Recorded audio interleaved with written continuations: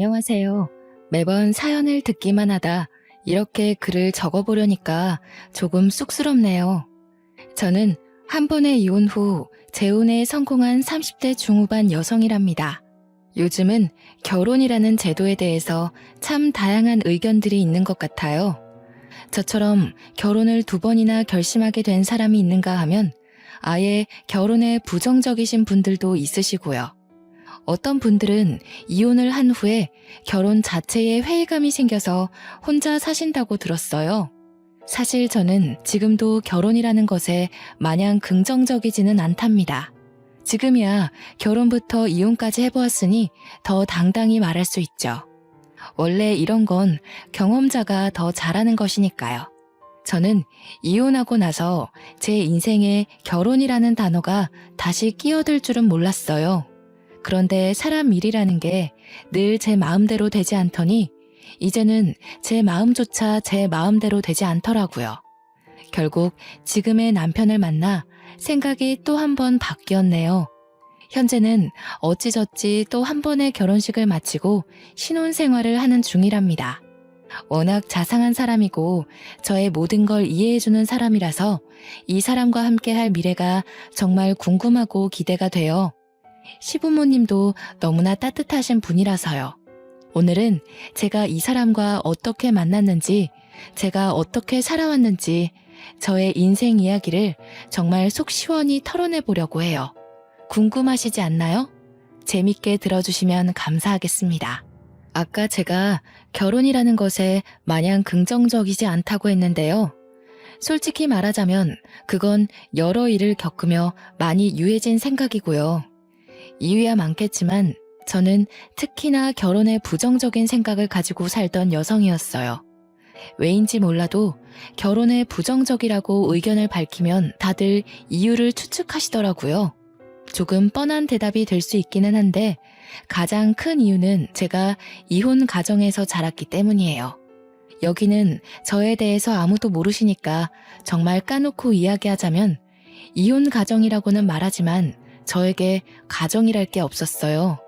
이게 무슨 말이냐 하면 이혼하시기 전부터도 부모님은 저에게 별다른 관심이 없었다고 봐야겠네요. 학교에서 나눠주는 가정통신문도 제가 직접 서명하고는 했으니 어느 정도였는지 대충 눈치채시겠죠. 그러니 부모님이 이혼하시고 나서는 얼마나 더 심했겠나요. 서로의 안중에 저의 존재는 없었고 자연스레 저는 혼자 자랐다는 말이에요. 동물에 비유하자면 저는 유기동물이었던 거죠. 부모님의 이혼 얘기가 처음 나왔을 때는 제가 중학교 2학년이었을 때인데요. 그 어린 나이에 얼마나 놀랐으면 아직도 기억이 생생하게 나네요. 평소라면 바쁘다고 코빼기도 보이지 않던 부모님이 웬일로 집에 있었어요. 제가 학교를 마치고 집에 오자 심하게 싸우고 있더군요. 이럴 거면 이혼해. 처음부터 당신과 결혼을 하는 게 아니었어. 이럴 거면 앞으로도 이런 식으로 굴 거면 그냥 깔끔하게 이혼하자고. 그래, 당신 말 한번 잘했다. 아주 말 잘했어. 당신이 이혼하자고 하면 내가 무서워할 것 같아? 나야 좋아. 좋다고. 어디 한번 갈 때까지 가봐. 바닥에는 유리잔을 던져서 깨트렸는지 유리 조각들이 부서져 있더라고요. 저는 제 방에 들어가 손으로 귀를 막으며 웅크린 자세로 한참을 그러고 있었습니다. 친구들을 보면 불평불만으로 툴툴대더라도 사이는 좋던데 왜 우리 가족은 일이 무관심하고 만날 때마다 싸우는 걸까? 쿵쿵 불안하게 뛰어대던 심장 소리에도 그 생각은 끊기지 않더군요. 중학교 2학년이라고 하면 대부분 생각하는 게 하나 있잖아요. 중2병이라는 단어까지 있듯이요. 대표적 사춘기 아니겠어요? 부모님의 관심과 사랑을 한창 바라고 있었던 터라 지속된 무관심과 싸움, 심지어 이혼 얘기에 저는 거하게 방황하기 시작했어요. 난 무얼 해야 하지? 어떻게 해야 부모님이 웃어줄까? 내가 뭘 한다 해도 알아주기나 할까? 다들 나한테 관심 없을 것 같은데. 진짜 이혼하면 나는 누구랑 살지? 이런 생각이 머릿속에 가득 차고 말았죠. 관심을 구걸하고 알아서 체념하고 불안한 미래를 점치고 여러 마음이 소용돌이치듯 절 태풍의 눈으로 몰아가더라고요. 결국 전 가출을 결심하게 되었습니다. 그때가 겨울 방학이었어요. 등하교할 필요가 없으니 가출이 수월한 듯 하면서도 어딘가 정기적으로 머물 곳이 없으니 앞이 막막했네요. 엄마 트렁크 가져와서 필요한 옷 몇 개 넣고 아빠 지갑에서는 돈을 꺼내 훔치고 그렇게 계획 없이 나와놓고서 갈 데가 따로 어디 있겠나요? 그저 친구 집에 하루 이틀 머물다 눈치 보여서 나왔죠. 버스 정류장에 한참을 앉아있다 해가 질 때쯤 찜질방으로 들어갔어요. 잘 기억은 안 나는데 아마 그때 청소년 보호법으로 시끄러웠을 거예요. 찜질방에 들어가긴 들어갔는데 밤에 쫓겨날까봐 밤새 남자 화장실에 몰래 숨어 있었거든요. 왜 남자 화장실이었냐면 찜질방 주인분이 아주머니셨어요. 아주머니는 여자 화장실을 주로 관리하시고 남자 화장실은 잘 안 들어가시는 듯 했어요. 남자 화장실은 아저씨가 아침에 주로 청소하는 것 같았고요. 낮에는 자고 밤에는 남자 화장실에 숨어있던 생활을 사흘간 반복하다 보니까 돈도 떨어지고 밤낮도 자연스럽게 바뀌더라고요. 원래 밥은 점심 지나 근처 식당에 나가 먹었는데 그때가 딱 손님도 없어 괜한 눈치도 안 보이고 아침부터 낮까지 자다 일어나곤 했으니까 그 시간이 적기라 생각했어요. 식당 가서 밥 먹는 것도 한두 번이었어야 했는데 중학생 2학년이 뭘 알았겠어요. 먹고 싶으면 먹었으니 당연히 제 수중의 돈은 점점 가벼워지더라고요. 급기야 국밥 한 그릇 사 먹을 돈이 없어서 찜질방에서 파는 삶은 계란 몇 개로 하루를 버텼네요. 조금 웃긴 건 그렇게 돈이 없는 와중에도 식혜는 필수였답니다. 목이 막히니까요. 버티고 버티며 그날 밤도 똑같이 찜질방 로비에서 미리 가져다 놓은 만화책을 들고 남자 화장실에 들어가 삶은 계란을 먹고 있었어요. 식혜는 이미 다 마셔서 쌀알만 밑바닥에 깔려 있었고요. 이제 마지막 남은 삶은 계란 하나를 까서 아껴 먹겠다고 야금야금 먹다가 반쯤 오기로 절반 정도는 한 입에 삼켰는데 삼키자마자 이게 뭐지? 싶더라고요. 잘못 삼킨 건지 숨이 턱하고 막히니 얼마나 무서웠는지 본능적으로 뭔가 잘못됨을 느꼈습니다. 숨이 막히는 도중에도 누군가의 도움이 절실하다는 걸 깨달았어요. 급하게 화장실 문까지 걸어가서 문을 두드리며 살려달라고 도움의 신호를 보내려 했어요. 문을 두드리면 누구라도 오지 않을까 싶어서요. 문고리를 잡고서 문을 열고도 싶었는데 문고리 잡기조차 쉽지 않더라고요. 시야가 점점 흐려지고 다리에 힘이 풀리기 시작하는데 이대로 이렇게 계란 먹다 죽는 건가 싶었네요. 꺽꺽거리면서 반은 포기 상태로 어쩔 줄 모르고 몽롱해져 가는데 때마침 남자 화장실 문이 열리더니 누군가 들어오는 것 같더라고요. 얼마 안 있어 누군가 제 몸을 흔들기도 하고 세우기도 하고 풀려가는 제 눈을 들춰보기도 하고 이것저것 확인해보는 듯 했어요. 흐린 눈으로 얼핏 봤을 때는 제 아빠뻘 되는 아저씨였는데 얼굴에 핏기 하나 없는 캑캑거리는 저를 보고는 곧바로 하임리히법을 시도하기 시작했습니다. 얘, 자면 안 돼. 눈 똑바로 떠. 눈 떠? 얘야, 정신 놓으면 안 된다. 정신 차려야 해. 몇 번의 압박 끝에 제 목에서 계란과 음식물이 튀어나오며 전 다시 숨을 쉴 수 있었어요. 숨을 고르고 있으니 때 아닌 소란에 찜질방에서 자던 사람들이 다 일어났더군요.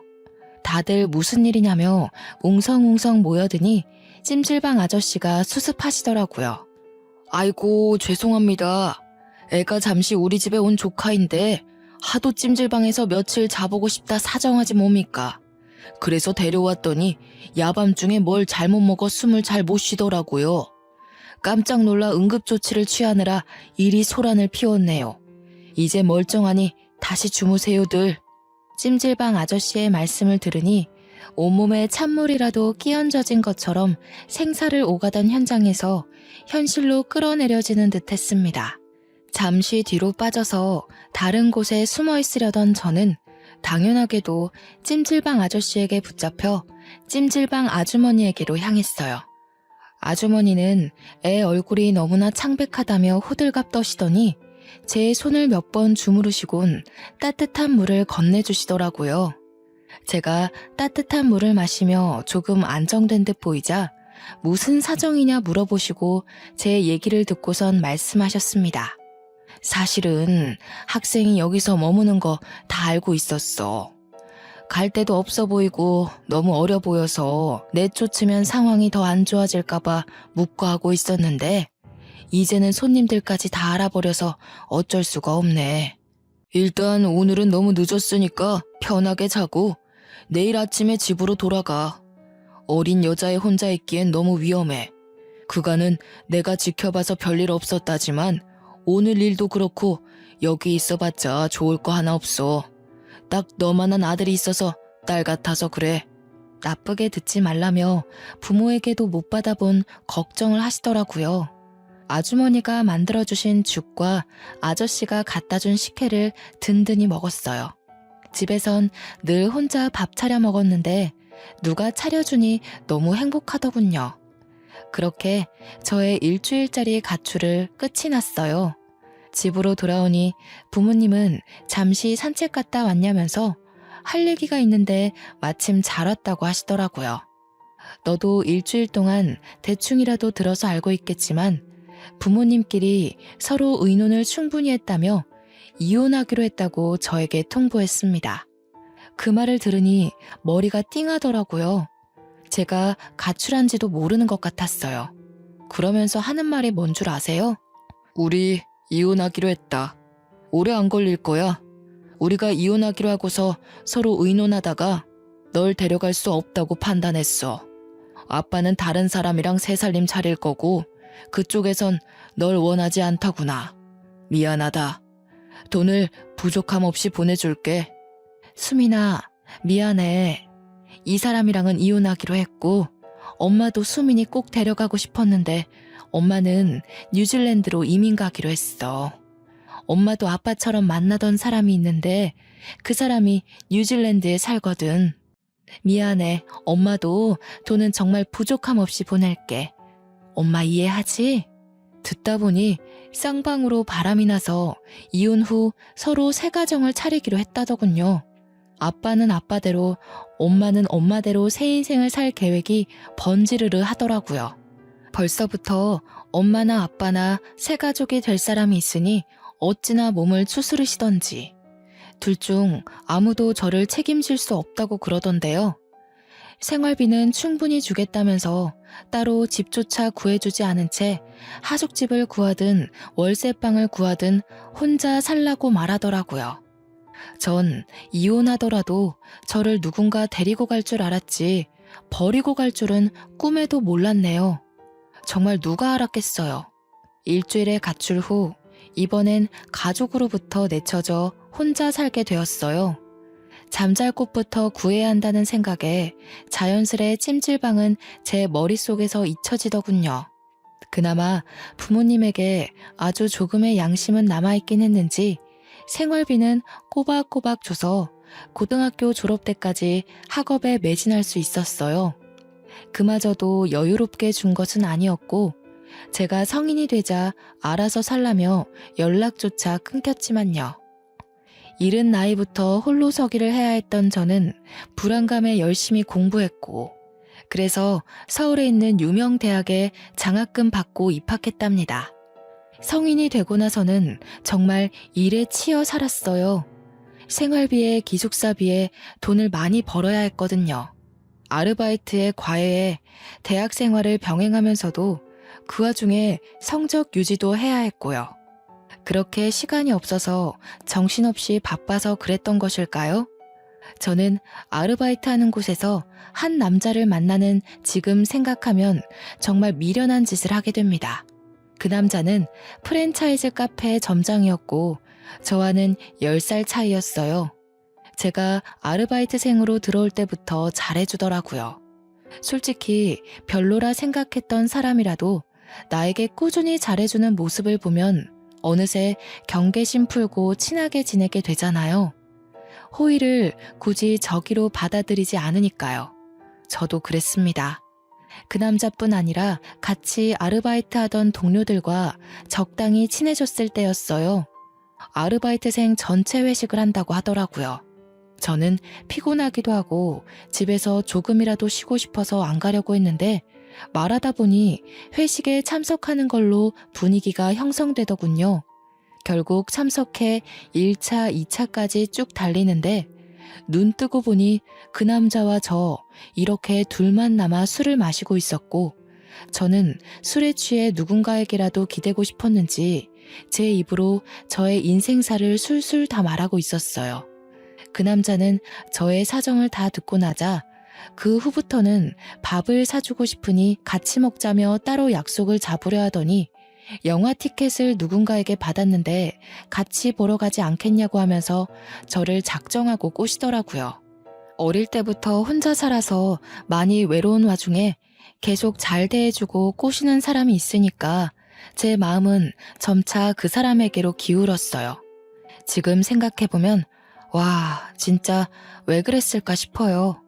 정말 어려서 세상 물정 모른다는 게 이런 거구나. 지금 생각하니 그렇네요. 어리고 외롭고 가족도 없어 보이니 다루기 쉬웠겠죠. 제가 대학을 졸업하자마자 그 남자는 본인 부모님을 만나러 가자고 하더라고요. 별 생각 없이 만나자 하니 만나러 갔었는데 그 남자 부모님은 그 만남을 결혼 전 인사로 알고 계시더군요. 뭐라 의견도 못 내고 청혼도 못 받고 그냥 그 남자가 이끄는 대로 끌려가 결혼을 하게 되었네요. 프로포즈도 따로 없이 번갯불에 콩 구워 먹듯 그렇게 한 결혼이라서 당연히 결혼 생활이 마음에 들 리가 없었어요. 그래도 이 남자만한 사람은 없다고 생각을 하고 있었는데 아니나 다를까 그 남자는 결혼을 하고 나자 태도가 완전히 달라지더라고요. 꼬실 때는 그렇게 간이라도 떼어줄 듯 굴더니 결혼 후에는 제 간을 떼서 먹으려 하더군요. 시댁에서는 제가 이혼 가정에서 자랐다며 원체 싫어하셨어요. 저야 허둥대더라도 아직은 어색해서 그러신 걸 거야.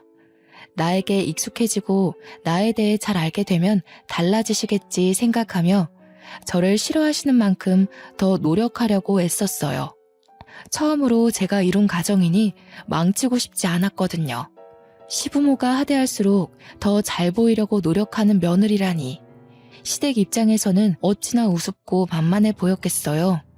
유독 저에게 시집살이를 혹독하게 시키셨습니다. 시어머님은 매일 집에 찾아와 제가 만든 반찬 맛을 보시더니 하나 맛볼 때마다 저한테 그러더라고요. 아우 짜, 왜 이렇게 짜게 만들었대? 이거 만들 때 간 안 봤니? 누가 혼자 잘한 애 아니랄까봐 이렇게 티를 내네. 간을 보기야 보았는데요. 저도 그렇고 그이도 그렇고 저희는 좀 짜게 먹는 걸 좋아하더라고요. 그래서 좀 짜게 느껴지실 수 있어요. 뭐? 어디서 말대꾸야? 너희들이 좋아하니 나는 그냥 입 다물라는 거니? 아무리 짠 걸 좋아하더라도 이렇게 짜게 만들면 안 되지. 내 아들이 이런 걸 먹고 산다는 게 난 정말 믿을 수가 없다. 너 주말마다 내 집으로 와. 내가 좀 가르쳐야겠다. 시어머니의 말씀에 기껏 음식을 배우러 시댁에 가도 다른 며느리와 비교하면서 저를 늘 후려치시더라고요. 첫째 며느리는 대기업 다니면서 매일 안부 전화에 선물까지 사오던데 얘는 어떻게 된 게 살갑게 굴지를 못하니?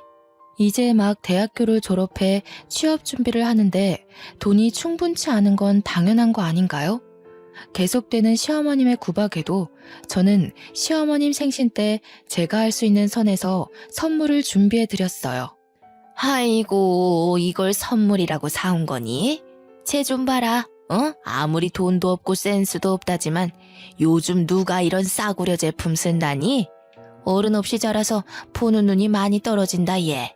웬만하면 이혼하고 싶지 않았기에 참으려고 노력했어요. 시간이 지나면 익숙해지면 조금씩 나아지겠지 싶었어요. 그런데 제가 참으면 참을수록 제가 참을 수 있는 한계를 시험이라도 하듯 점점 심해지더군요. 하루는 시어머님한테 전화가 왔어요. 예, 내일 김장해야 하니까 내일 아침 일찍 새벽 5시까지 집에 오렴. 할 거 많으니까 마음 든든히 먹고. 그때 한창 취업 준비하느라 토익 시험과 각종 자격증 시험 준비 중이었는데요.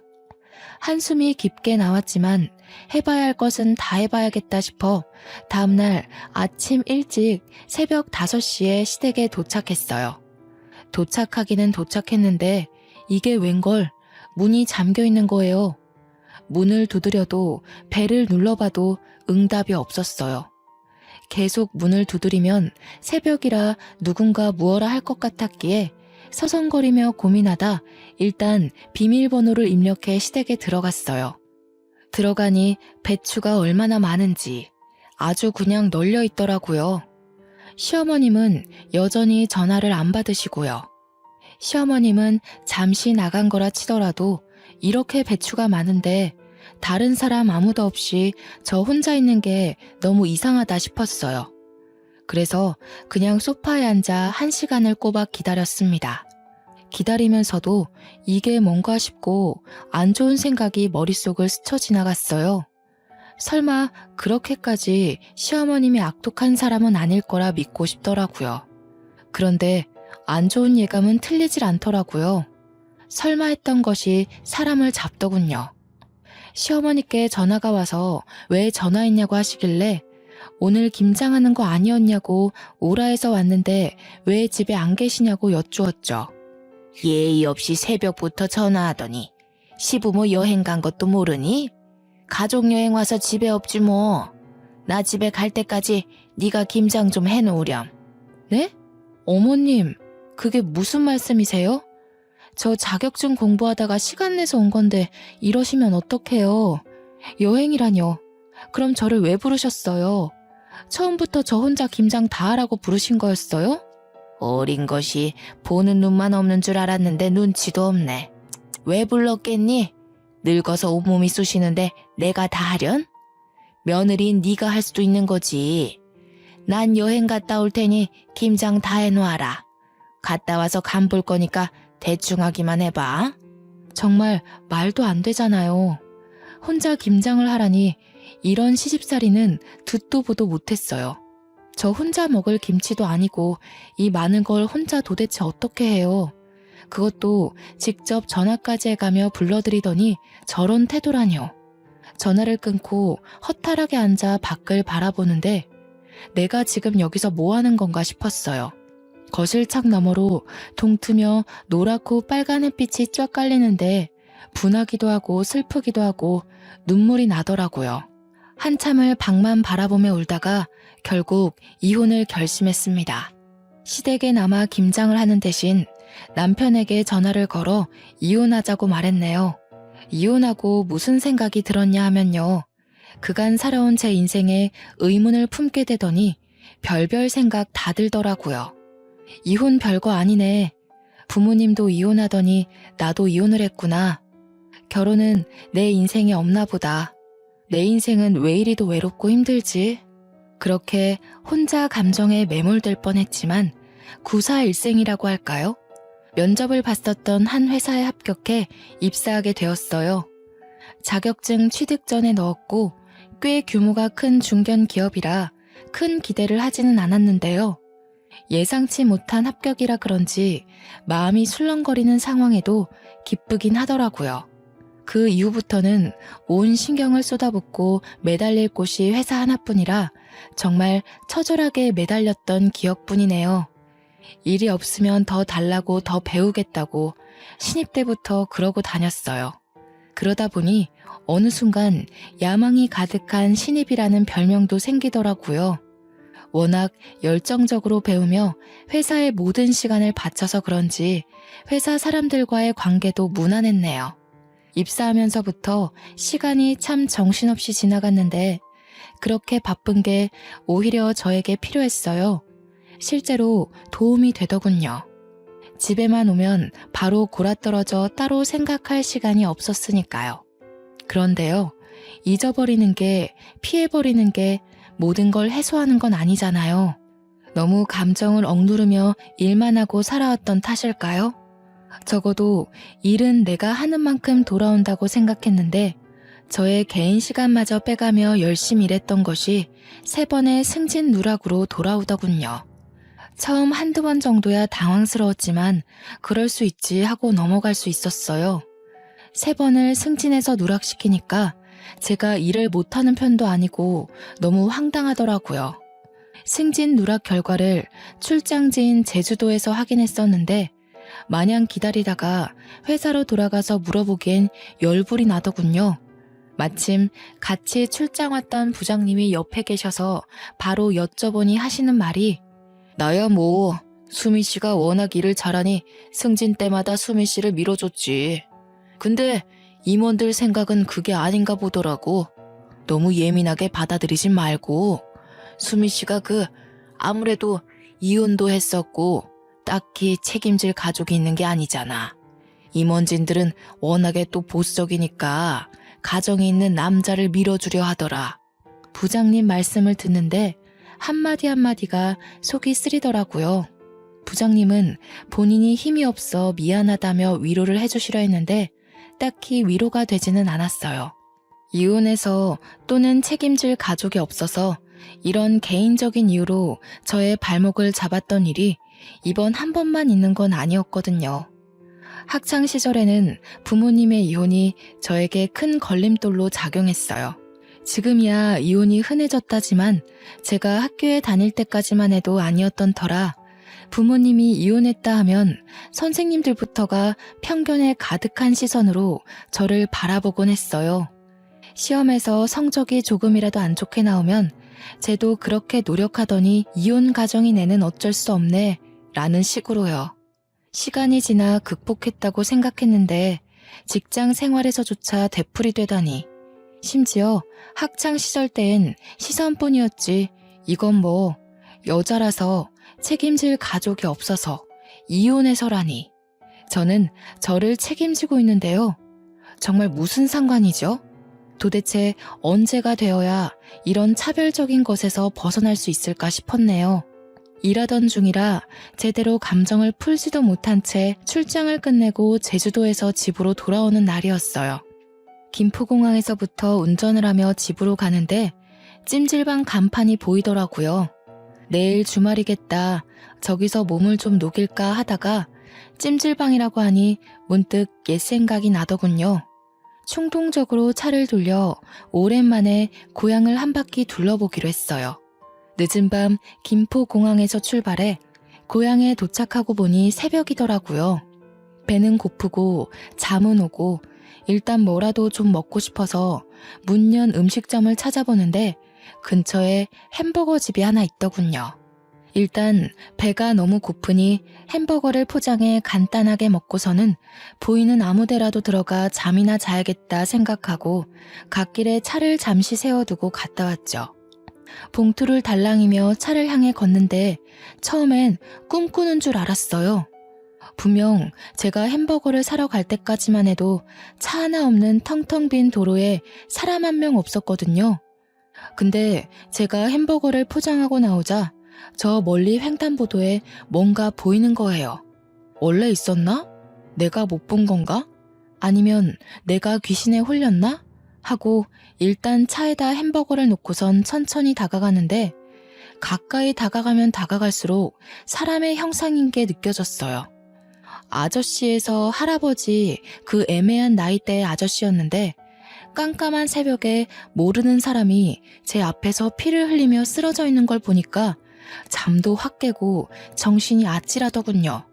직감적으로 이건 뺑소니다 싶어 덜덜 떨리는 손으로 112에 신고했습니다. 얼마 안 있어 구급차와 경찰차가 오더라고요. 제가 살아온 인생을 되돌아보며 우울한 감정에 빠져 있으려고 했는데 이 새벽에 도대체 이게 무슨 일인지. 세상은 저에게 우울해할 시간을 주지 않으려고 했나 봅니다. 저는 신고자로서 최대한 협조하기 위해 같이 병원에 갔습니다. 응급실에 도착하니 상황은 긴박하게 흘러가더라고요. 아저씨는 바로 수술이 필요한 상황인 듯 주변이 분주했고 아저씨의 소지품을 통해 신분을 조회하고 가족에게 연락하느라 바쁜 듯 보였어요. 머뭇대며 근처를 맴도니 저보다 어려 보이는 경찰관이 말을 걸어주더라고요. 신고자분 맞으시죠? 사건 조사에 협조 부탁드립니다. 뺑소니 사건으로 신고하셨는데 직접 목격한 것인지요? 아니요. 제가 햄버거를 사러 잠시 갓길에 차를 세웠는데요. 포장하고 오니 저 멀리 횡단보도에 사람이 쓰러져 있더라고요. 가까이 다가가니 뭔가 뺑소니 사고 같길래 바로 신고했어요. 네, 알겠습니다. 혹시 자차에 블랙박스가 설치되어 있으신가요? 블랙박스 영상 확인 한번 해보아도 되겠습니까? 경찰관에게 괜찮다, 최대한 협조하겠다 말하려던 순간 아저씨의 가족으로 추정되는 아주머니와 한 남자가 응급실로 급하게 뛰어들어오더군요. 어찌나 급하게 오던지 응급실 안 모든 사람의 시선이 그쪽으로 몰릴 정도였어요. 아저씨의 아내로 추정되는 아주머니는 온 얼굴이 눈물로 젖어 있었습니다.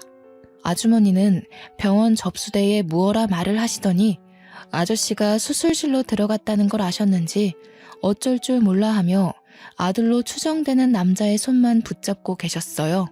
남자는 그런 아주머니의 손을 꼭 붙잡고 경찰관을 향해 다가오시더라고요. 경찰관은 그 남자의 얼굴을 보자마자 눈을 동그랗게 뜨더니 남자를 향해 거수 경례 후 아는 척을 하더군요. 딱 보니까 그 남자도 같은 경찰인 것 같더라고요. 남자는 수고한다며 경찰관의 어깨를 툭 치고는 경찰관에게 상황 설명을 자세히 들었고 곧 옆에 있던 제게 고개를 숙여 정중하게 인사했습니다. 신고자분 맞으시죠? 정말 감사합니다. 덕분에 제 아버지가 늦지 않게 수술대에 올라갈 수 있었습니다. 신고해 주시고 조사에 최대한 협조해 주셔서 정말 마음 깊이 감사드립니다. 그러고선 능숙하게 제 블랙박스 영상을 잠시 확인하겠다며 양해를 구하고는 블랙박스를 돌려보기 시작하더라고요.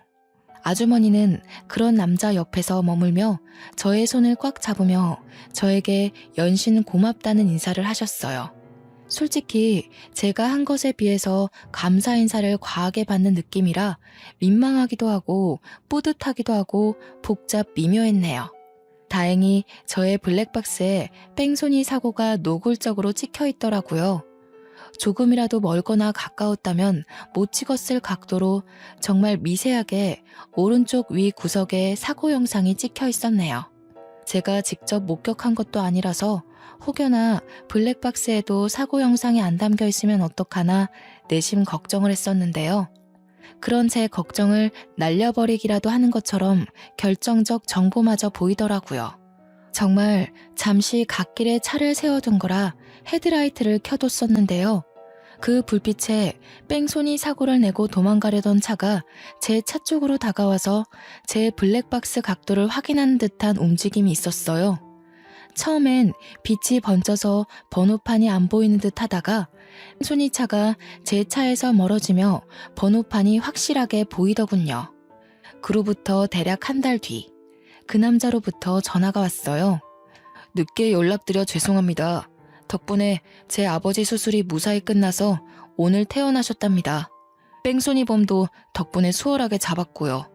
감사 인사를 드리면서 밥 한 끼 대접하고 싶은데 이번 주 토요일 괜찮으신가요? 정말 다행이네요. 퇴원 축하드려요. 이번 주 토요일에 따로 약속이 없어서 시간이야 괜찮은데요. 제가 그쪽에 살고 있지 않아서요. 마음만 감사히 받을게요.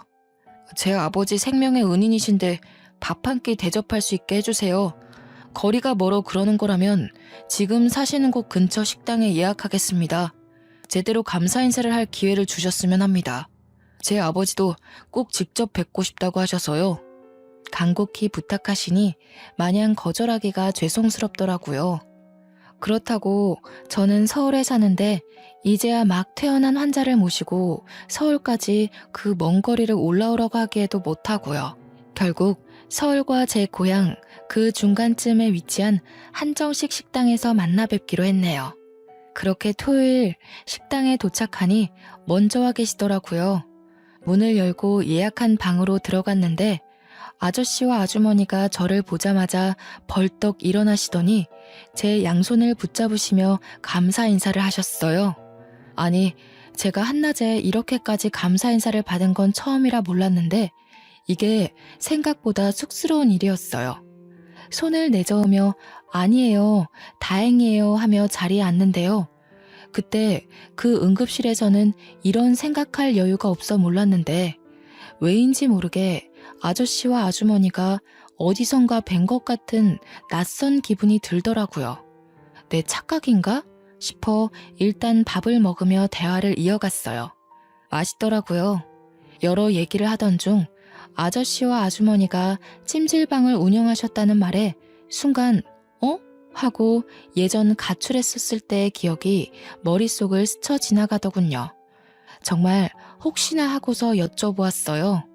예전에 찜질방을 운영하셨다고 하셨잖아요. 그거 그 동네에서 하셨던 건가요? 저 정말 혹시나 싶어 여쭈는 건데 혹시 예전에 한 학생을 구하신 적 있지 않나요? 응? 그렇지요.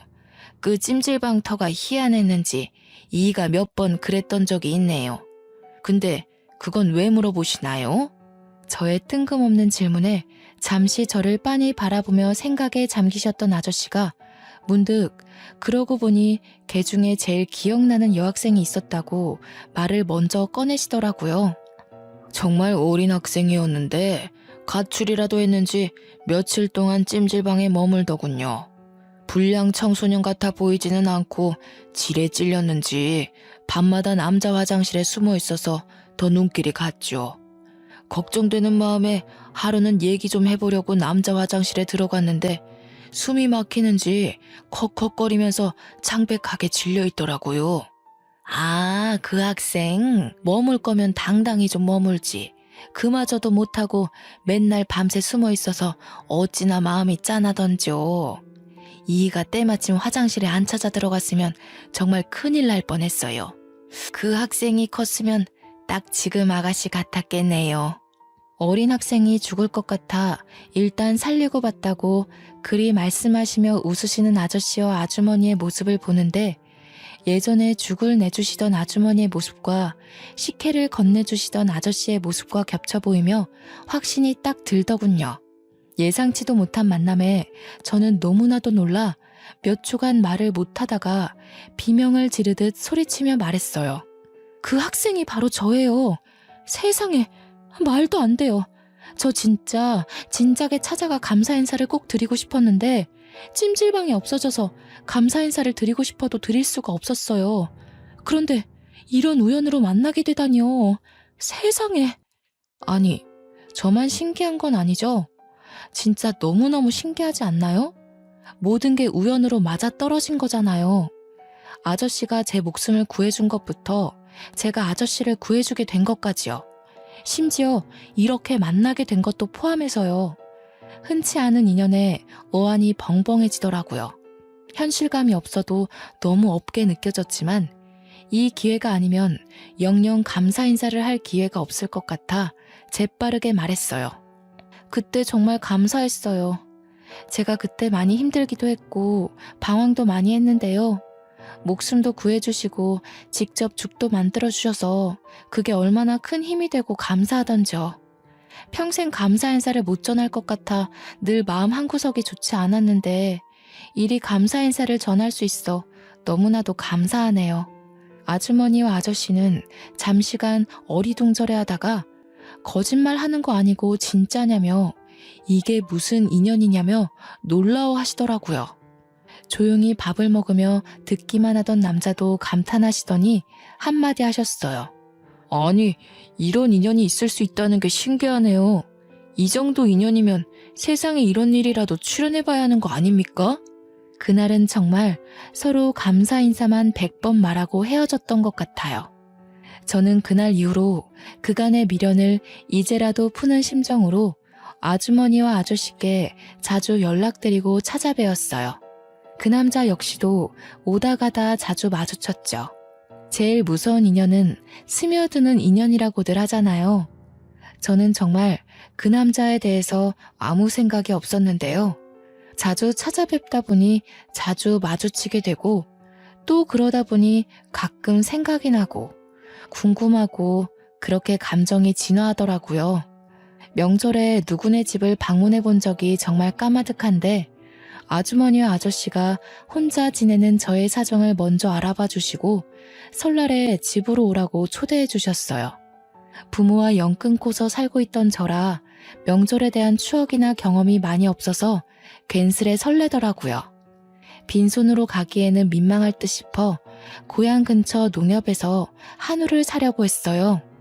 무슨 부위를 사들고 가야 하나 이리저리 둘러보며 고민하는데 누군가 말을 거는 거예요. 오늘도 집에 놀러 오시는 거예요? 명절 선물 사시려는 거면 고기보다는 해산물이 좋을 거예요. 부모님이 해산물 좋아하시거든요. 깜짝이야. 뭐예요? 왜 여기에 있어요? 아무튼 감사해요.